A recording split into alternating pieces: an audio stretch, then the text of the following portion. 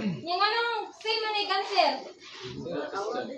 Dili po ta kaingon og perfect mo tanan kay ano mo nag-study ug ano mo gitan. Sunod ha. Hindi, pasa na ng mga test paper ninyo. Sunod ha, dili mo magsunanay ha. Kaya ano? Wala nag-7 gid mo. Nya. Masig mato mo sa guidance. Dili ba mayo magsunanay ha, paminaw. Diyag kataw, wait kataw. Okay? Ano man? Kaya gusto ko ang Ginoo. So, mo ta example sa ato ang ginja ganina nga dili daw angay mag-ingat to kay ngano. Hindi siya maayo.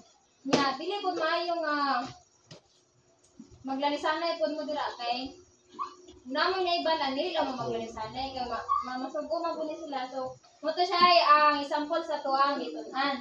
Dapat dahil ba ang main point nato kay we should report when something wrong has been done. So, kung naada tayo nakita niya sa'yo, tama pag buhat ni Kuan ganiha nga, tama niya nga nagsuntagay mo. So, dapat nga to, mutugan ta, kung kabalot ta nga sa to, liswa, mutugan ta kung